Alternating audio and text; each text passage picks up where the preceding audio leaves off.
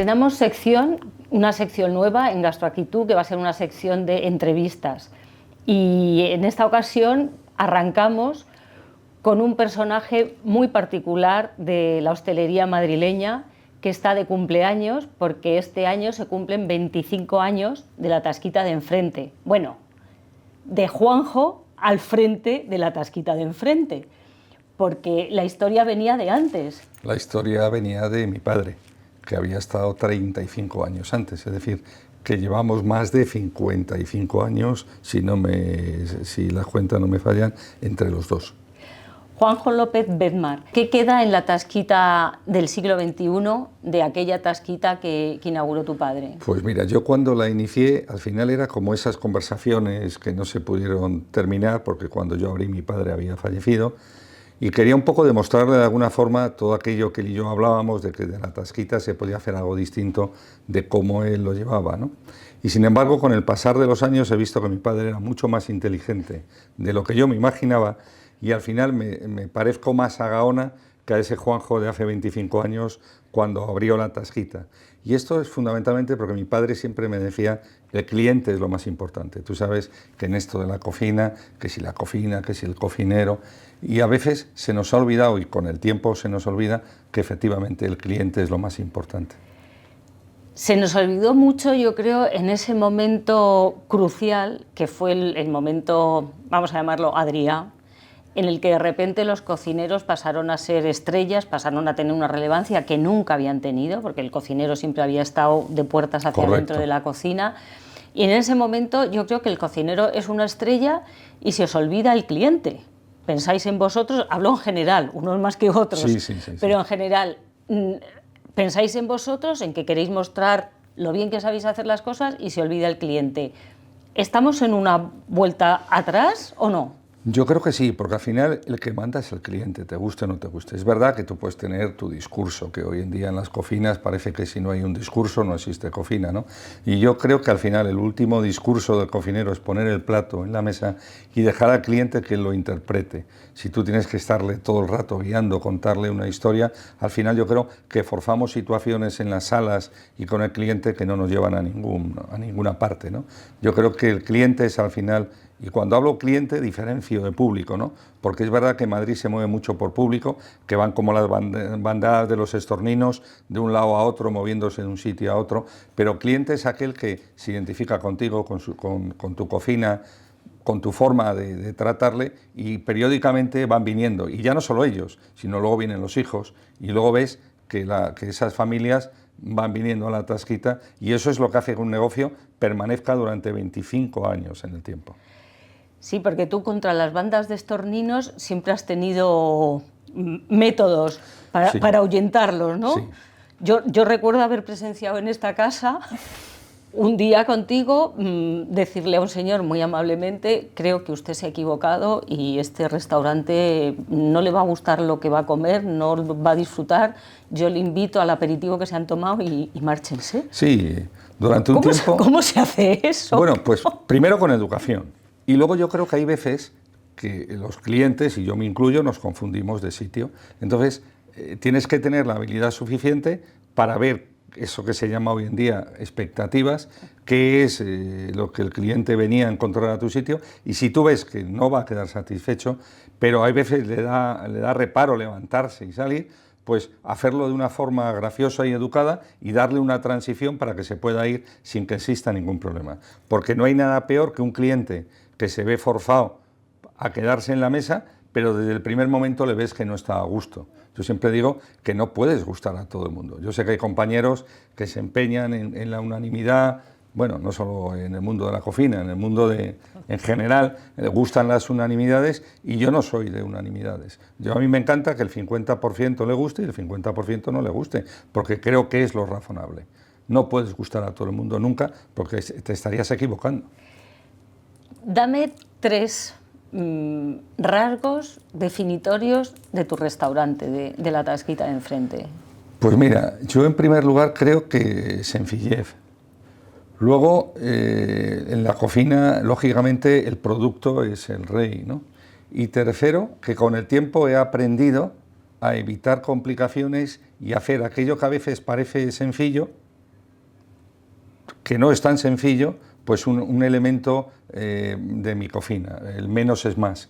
El menos es más, que llevo mucho tiempo y que todos los chicos lo llevan en la camiseta, y cada vez lo hemos hecho más posible. Pero para que menos sea más, el menos tiene que ser muy bueno. Evidentemente, el proveedor es el eje, el proveedor y cliente es el eje de la tasquita, y evidentemente tiene que ser bueno, pero también tienes que estar muy seguro de lo que haces, porque si no, muchas veces esa cocina tan desnuda y tan sencilla a veces se entiende mal. Y es cuando el cliente dice, bueno, yo he venido a un sitio que se habla de él y tal, y me encuentro con esto, y yo siempre les digo, bueno, pruébelo. Pero hay gente que va buscando el triple mortal, el tirabuzón, pues un poco todo eso que a veces se anuncia y se ve en mucho tema de cocina. Bueno, mi cocina no es así. Y eso que también fomentan, en cierto sentido, las redes sociales, porque cuando tú empezaste aquí no había redes sociales, ni había nada parecido. Nada. ¿Y cómo ha sido también esa transición? Es decir, ¿cómo has vivido tú esa transición? Tú que tienes una relación tan especial con la clientela, porque a ti hay quien te ama o quien te odia. Sí, ya lo he dicho, efectivamente. Eso es tal cual. Pues mira, yo venía de un mundo antes donde la comunicación existía, y yo cuando vine aquí dije, qué bien, aquí no hay ese problema de comunicación, aquí eres tú con el cliente, poco a poco. Yo me acuerdo que hasta que te venía un crítico de los potentes que tenían sus medios, como José Carlos, como Víctor de la Serna, como Lucchini, pues García Santos, tenías que esperar un tiempo. Pero hoy en día vivimos la prisa, la rapidez. Hay locales que todavía no han abierto y ya se habla de ellos. Ya han ido prensa, ya han ido influencers, ya han ido foodies y ya están en las redes. Y yo creo que eso es un peligro, porque como yo digo muchas veces, y una vez esto lo cita Cristina Jolons, que me hace mucha gracia, yo se lo dije, los restaurantes nacen muertos. Porque tú lo que tienes que tener es tiempo para meditar esa oferta, para poderla cambiar y para meditar. Pero si de repente te encuentras que una vez que has abierto lo llenas de público, a ti no te da tiempo a interactuar ni a reflexionar.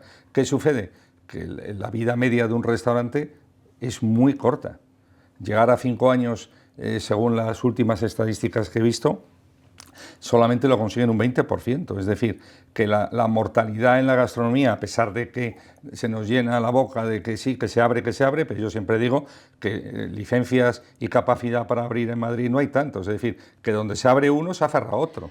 Lo que pasa es que yo creo que hay muchos restaurantes que nacen ya con la fecha de defunción, es decir, son proyectos que están pensados para amortizarlos en 5 años, en 7 años, en 10 años, y ese es el recorrido que hacen. Pero es que algunos no llegan a ese recorrido. Pero no era el caso vuestro, quiero decir, o sea, cuando tu padre abre un restaurante, lo abre con una finalidad de que sea un medio de vida y de que perdure en el tiempo, y cuando tú te haces cargo de la tasquita, porque Juanjo López Bedmar antes era actuario de seguros, o sea que haces un cambio radical, cuelgas las corbatas, que durante muchísimo tiempo... No soy actuario como tal, pero allí. Trabajaba con actuarios, de hecho mi hijo es actuario, y sí era el director general de una compañía de seguros y trabajaba todo el día con ellos. Y evidentemente quise cambiar y quise apostar por una forma de vida, que es lo que he hecho. Es decir, por eso jamás me planteé ni en mis mejores sueños poder abrir en otro sitio, porque este es mi local, este es un poco mi buque insignia y donde está mi alma, ¿no? Y yo me siento muy a gusto aquí. Aunque evidentemente la cocina es pequeña y el local a veces se te hace pequeño, pero aquí es donde yo estoy a gusto. En este sitio que siempre hemos dicho que era una casa de comidas. Totalmente. Y qué mejor, ¿no?, que reivindicar esa expresión de la casa de comidas, que es algo que se ha perdido o que se está perdiendo y que muchos echamos de menos, igual que se echa de menos también una cocina con raíces, platos reconocibles, cosas que se puedan entender, bueno, y no ese humo. Pero es que a veces en la cocina a los cocineros se les presiona mucho por el I+D, por la creatividad, y es como en todas las profesiones. No todos los que estudian física son investigadores, no todos los que estudian medicina son investigadores, tiene que haber médicos de familia, tiene que haber médicos especialistas en determinadas especialidades, pero en cocina parece que si no estás innovando y no estás en el I+D, eres un fracasado. Yo creo que no, al contrario. Yo creo que cada vez, de una forma más solapada, se lleva más la cocina de producto, por lo menos yo cada vez lo percibo más. Rafa Zafra ha abierto abiertamente una casa de comidas, también el NH estuvieron con un concepto con Oscar tratando de abrir casas de comidas, lo que pasa que luego resulta que no es tan fácil, porque encontrar gente que haga determinadas técnicas es muy sencillo, pero hacer determinados platos a veces cuesta. Yo a un chico cuando entra le digo, mira, dame una tortilla y unas lentejas, y te lleva sorpresas. ¿Por qué? Porque lo obvio es lo que no es tan obvio en la cocina. Es más fácil hacer una espuma de lentejas que unas lentejas. Claro. Cuando para hacer una buena espuma tendrías que hacer primero unas buenas lentejas. Unas buenas lentejas. Eso Ferran siempre lo ha definido y es así. Ferran era un artista, un genio y un mago, pero porque sabía la cocina de base de maravilla. Si tú ves su primer libro, veías que dominaba toda la cocina de maravilla. Y hoy en día en las escuelas y los chavales pretenden hacer magia sin previamente haber trabajado con el producto ni con la cocina nuestra. ¿Crees que los años gloriosos de la cocina española de vanguardia, de lo que se ha llamado la nueva Nouvelle Cuisine, nos perjudicaron? ¿Nos ayudaron? ¿Cómo lo ves ahora ya visto con cierta Pues mira, perspectiva? Yo creo que nosotros tuvimos, a través de Ferran, que para mí ha sido único, nos generó una autopista en la que por ahí nos hemos movido muy bien todos los cocineros, no solamente de España, porque aquí venían cocineros de Perú, de Estados Unidos, de Alemania, y todos venían a chupar un poco, vivir esa fuente de esa cocina. Pero ¿qué es lo que se llevaban? La técnica. Jamás fuimos capaces, como la cocina italiana, de exportar nuestro producto. Se llevaban las técnicas y cuando iban, prácticamente lo que hacían era adaptar esas técnicas a sus cocinas locales. De hecho, yo creo que el mundo está plagado de ex cocineros del Bulli, ex cocinero de Mugarif, prácticamente con planteamientos mentales muy similares. Y evidentemente eso nos ha beneficiado. Lo que no es fácil, que toda la gente que sale de estudiar y toda la gente que se dedica a la cocina sean genios. Tiene que haber gente que sea absolutamente normal. Es decir, es igual que el país no puede pretender que todos sean universitarios. Alguien se tiene que dedicar a la formación profesional y tiene que haber cerrajeros, fontaneros, y viven maravillosamente bien de esa profesión. Pero parece ser que si no te dedicas a esa parte, los chavales se frustran. Luego también porque se engañan, porque piensan que esa es la única forma de triunfar. Y yo digo, bueno, no son tantos los que se les conoce. Y luego son más los que sufren en silencio y hay muchos sueños rotos detrás de todas esas expectativas en chavales que son jóvenes. Porque en una profesión normal, hasta que tú no tienes 30 y tantos, 40 años, no estás aposentado y no estás asentado. Sin embargo, en la cocina ves chavales con 21 años que ya parece que han tocado y han llegado a todo. Y eso para mí es un grave error.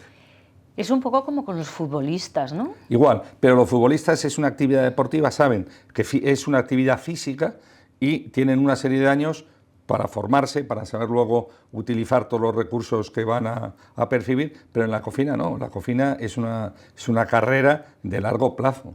Si a los 21 crees que estás en la cima, a los 30 seguramente la vida te ha pasado grandes facturas. Facturas mentales, facturas de autoestima, y al final serás pues una persona que no lo pase bien. ¿Qué recuerdos tienes de aquellos años maravillosos? Que no es que los de ahora no sean maravillosos, sí, que también, porque además, bueno, Madrid parece que vive un momento muy bueno, la hostelería de Madrid. Pero ¿qué recuerdos tienes de aquellos años maravillosos donde la cocina, de la que no se hablaba, porque es verdad que estaba relegada a las secciones muy concretas de los periódicos, no todos los periódicos tocaban el tema de la hostelería, de la gastronomía? ¿Qué recuerdos tienes de aquellos momentos? Pues eran momentos divertidos. Yo estaba todo el día en la cocina en aquel momento. Aquí se cerraba tarde, había como mucho canalleo por las noches, aquí se cerraba 2, 3 de la mañana, y luego todo eso lo hemos ido racionalizando. Pero lo recuerdo bien porque fueron momentos súper divertidos donde la cocina me dio y me sigue dando mucho, y yo creo que sin aquellos momentos no hubiéramos llegado a la madurez y a la estabilidad que ahora tiene la Tasquita. Oye, ¿y qué relación tienes? Porque claro, tú eras un rara avis, tú eras un tipo que venía de otro mundo, que no tenías formación en cocina, habías comido mucho, eras un gourmet muy aventajado, sí. Pero ¿cómo es tu relación con los cocineros potentes de aquel momento, pues con Ferran, con Andon, y con Quique, con Dani, con toda aquella gente, con los Roca. Realmente, como yo siempre he pensado que era un poco, me lo decía Iñaki de Arce, que era una especie de intruso en este mundo, siempre les he visto fundamentalmente con respeto, con mucha admiración, y luego tratando, cada vez que he tenido ocasión de estar con ellos, de absorber todo lo que en mi personalidad yo podía tener, ¿no? Luego, evidentemente, lo filtraba a mi forma de entender la cocina, porque es verdad que yo no me había formado en el mundo de la cocina, pero sí es verdad que yo me había recorrido todos los restaurantes, había comido y sigo comiendo, y luego, familiarmente, tenía a mi padre, que era cocinero, a mi madre, que era cocinera, y a mi abuela, que era una grandísima cocinera. Y todo eso al final lo llevas en la sangre, y luego sale. Y luego yo me acuerdo que fui un día a visitar a Iñaki, y después de 10 años, y le dije, Iñaki, yo creo que ya no soy tan intruso. Dando un periodo de carrera de 7 años, más un máster y tal, en 10 años algo he aprendido, ¿no? ¿Por qué? Porque evidentemente hay formas de aprender, ¿no? Y yo creo que el ser autodidacta, que hay mucho cocinero cada vez más autodidacta, es otra forma. Lo que es verdad que te lleva mucho tiempo, 25 años dan para mucho, 25 años si los empleas con inteligencia te da tiempo por lo menos para saber qué es lo que quieres hacer. Y yo creo que, bueno, pues hablando a la pregunta de la relación, me llevo fenomenalmente bien porque les sigo admirando, sé cuáles son mis limitaciones, sé qué es lo que yo puedo hacer. Y bueno, y luego fundamental, yo siempre digo que yo estoy en la tasquita y no me fijo qué es lo que pasa afuera, porque en 25 años en Madrid somos un poco como el Choti, no nos hemos movido mucho de ese ladrillo. Seguimos con mi filosofía del producto, con lo que me gusta, respeto de la cocina tradicional, actualizándola, rescatando platos, y es lo que a mí me divierte. Realmente, si echas la vista atrás, no has cambiado tanto. ¿Qué va? ¿Tú te acuerdas cuando en un diccionario que hiciste? La propuesta sigue siendo prácticamente similar. O sea, es como una cocina española actualizada, con un fondo de cocina muy potente y con una forma de aliñar muy particular, que es la tuya. A mí me encanta aliñar, es una parte buena que tengo, como tú en aquella guía pusiste que era de las personas que mejor aliñaba, por eso me encantan los escabeches, los aliños, esos pequeños guiños de dos productos y jugar a ver cómo los puedo combinar.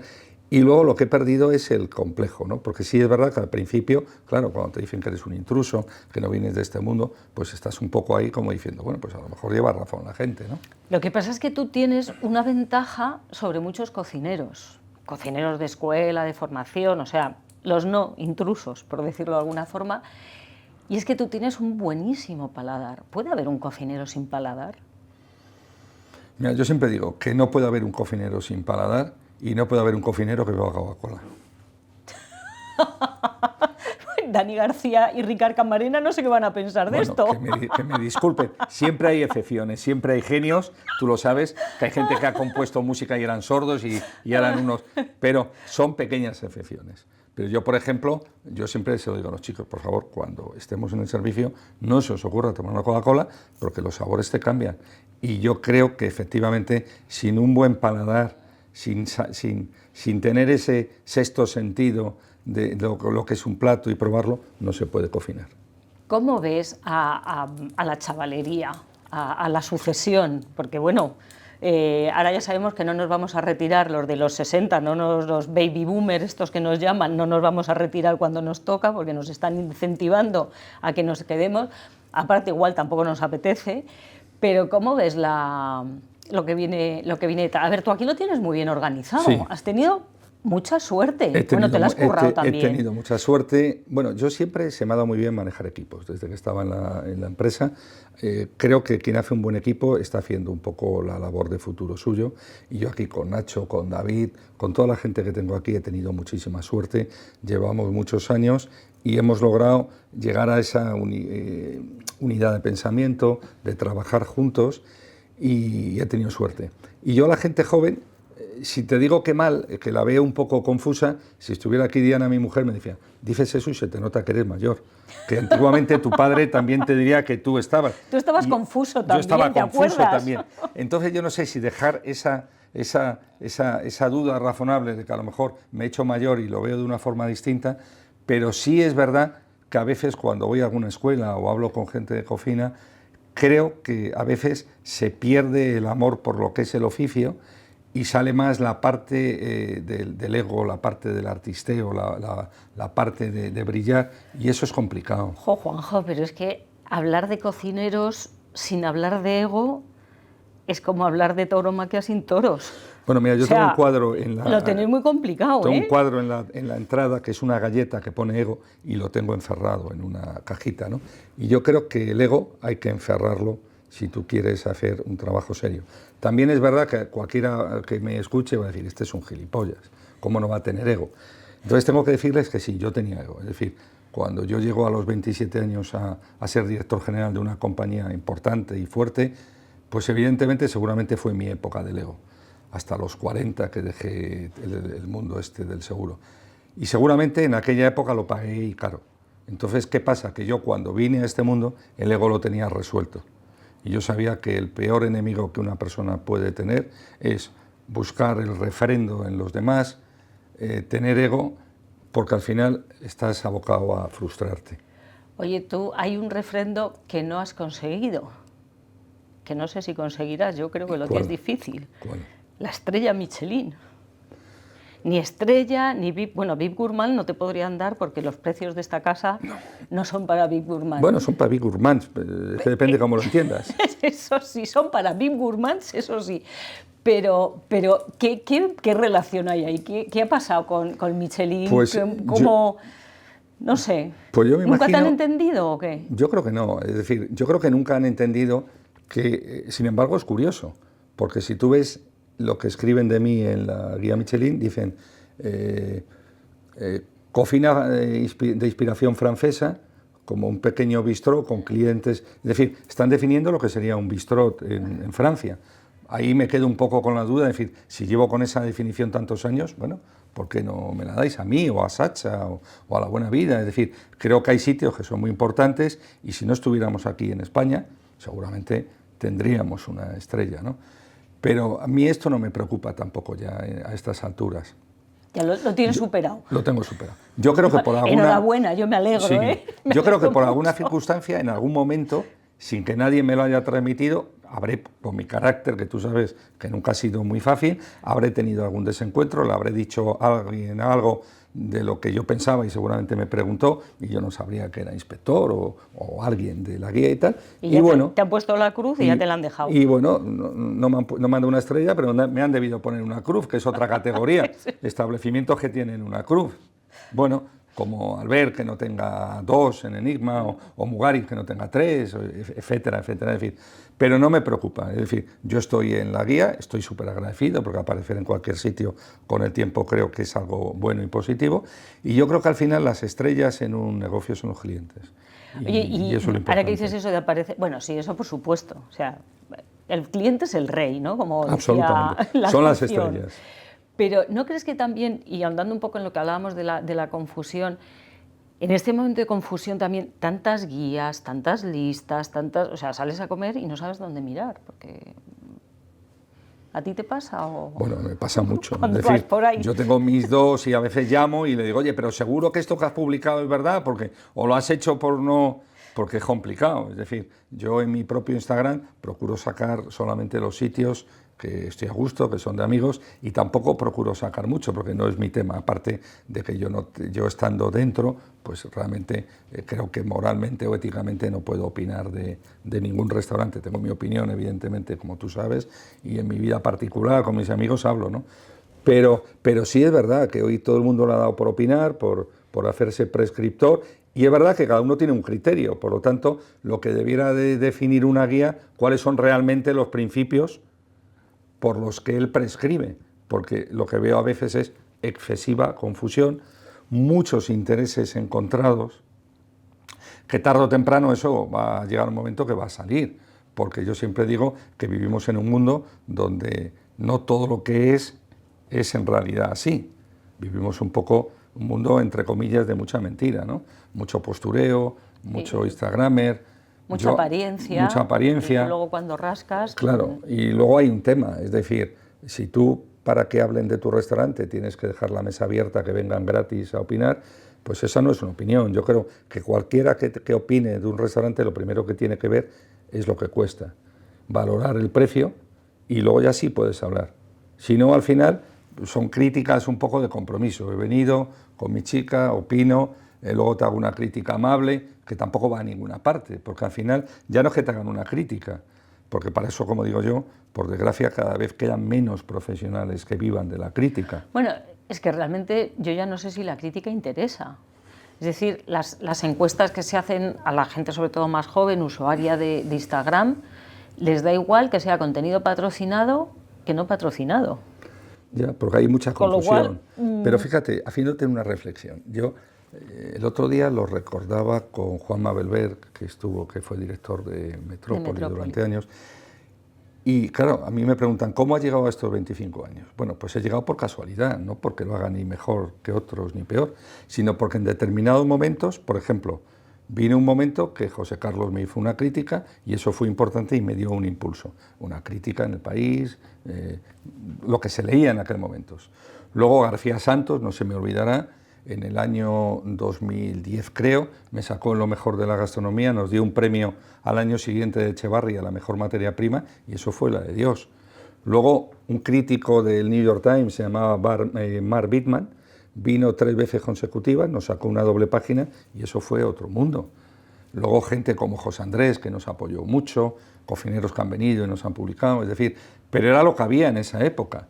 Yo realmente me cuesta manejarme hoy en día porque entre tanta polvo y paja no sé diferenciar. No sé si un influencer realmente, el público que le sigue va a venir aquí o no, porque a lo mejor es un influencer, entre comillas, con todo mi respeto, de hamburguesas, y si me recomienda a gente para venir aquí, no van a venir, o les va a parecer un horror, y les tengo que decir que no es eso. Entonces, es muy complicado el mundo. Hoy también es un mundo donde hay mucha agencia de comunicación. Antiguamente había pocas y muy especializadas, y hoy todo el mundo piensa que puede transmitir esa comunicación que los restaurantes necesitan, y luego eso te genera pánico, claro, porque durante 3 meses apareces en todos los sitios, pero no es cuestión de que aparezcas durante 3 meses en todos los sitios, es cuestión que en el tiempo ese recordatorio se haga, porque es necesario. Si no haces ese recordatorio... Tú al final eres un superviviente. Absolutamente. Porque son 25 años de una trayectoria impecable, has estado en la cresta de la ola desde entonces hasta ahora, y no sé, ¿qué te gustaría decirle a quien no conozca La Tasquita? Y bueno, que, no sé, hazte publicidad, búscate clientes nuevos sin necesidad de, es que es complicado. De agencia de comunicación. Yo simplemente digo que vengas, que pruebes, que vengas sin ninguna expectativa, que vengas un poco a ver ese día qué es lo que el mercado nos puede proporcionar, que te dejes un poco llevar también por esos platos sencillos, de texturas sabrosas, y que si te gusta no lo recomiendes, que es lo que digo a la gente, y si no, pues discúlpame, no pasa nada, porque como hay tantos restaurantes en Madrid, vas a encontrar tu opción según salgas de la puerta. Es decir, tampoco hay que obstinarse ni hacer que la gente venga, porque al final no hay nada peor que la gente que viene sin saber a dónde viene. Eso yo creo que es uno de los grandes problemas de este sector hoy en día, que la gente va como modas, ven un sitio que de repente y no pueden conseguir mesa y se empeñan y bueno, y luego ya ese maltrato, entre comillas, para no conseguir mesa, para estar sufriendo, parece que tiene su recompensa. Aquí no, aquí después de 25 años sigues encontrando mesa. Madrid está muy bien, Madrid es fantástica, pero yo siempre digo que hay todavía un problema grande en general, que se siguen cerrando sitios, que hay noches como la de ayer, después de 25 años, que hice un cero, que ¿Pero qué me dices? Sí, hay días que, y lo digo yo abiertamente, y otros no se atreverán a decirlo, pero esto no es fácil. Hay días que te aparece el fantasma del cero, y yo le llamo entre mis chicos el día de la reflexión, el día de la humildad, por ese día anterior que fue fantástico, que parece que éramos la hostia, y de repente, cero, y vuelves a decir, somos mortales, si esto pasara hoy, mañana y pasado, el proyecto, después de 25 años, podría quebrarse, como muchos otros han quebrado. Es decir, yo tengo los pies en la tierra y sé que hay que trabajar día a día, que el cliente es la base que te va a mantener, que no hay nada más verdad que el cliente, y que igual que yo ayer tuve cero, muchos restaurantes seguramente te podrán decir, yo también tuve un cero. Y no es fácil esto de mantener, esto es una forma de vida, pero haciendo muchos equilibrios, pero muchos equilibrios.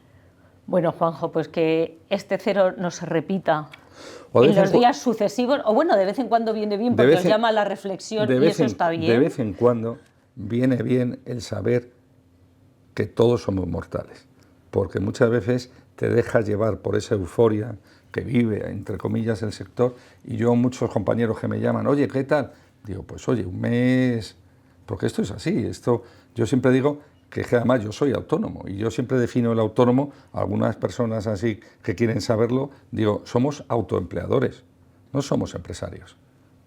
Yo aquí doy trabajo a 9 personas y a un servidor, somos 10.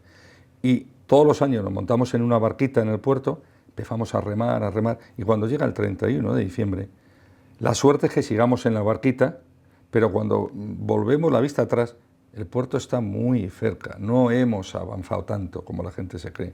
Pero sí es verdad que si miramos todas las barcas que salieron, muchos desaparecieron. Por lo tanto, un autónomo que se mantenga en su barquita cerca del puerto para volver a iniciar la singladura el año que viene es un éxito, porque esto no es un negocio. Bueno, pues hasta aquí ha llegado la entrevista. Juanjo López-Bedmar, muchísimas gracias por 25 años más, igual de maravillosos que estos 25 que cumples. Al contrario, gracias a ti por ser el primero. Para mí ha sido una alegría, porque te recuerdo al principio, cuando comentábamos cosas del padre de Diana, que se dedicaba a lo que se dedicaba tu padre, de los temas de las telas, las sastrerías y tal, y 25 años con Raquel, y el otro día cuando estábamos hablando, pues parece que no ha pasado el tiempo. Es verdad que seguramente la gente no verá ya, oye, pues algo mayores están, pero yo creo que la mejor visión que puede tener uno mismo es la interna, y yo creo que me encuentro muchísimo mejor que cuando inicié esto hace 25 años. Así que últimamente algunos que pensaban que me iba a jubilar, que aprovecho esto para decirlo, mientras que tenga fuerza, un autónomo resiste hasta el final. Así que resistiremos. Muchísimas gracias, Juanjo. Gracias a ti. Muchas gracias a vosotros.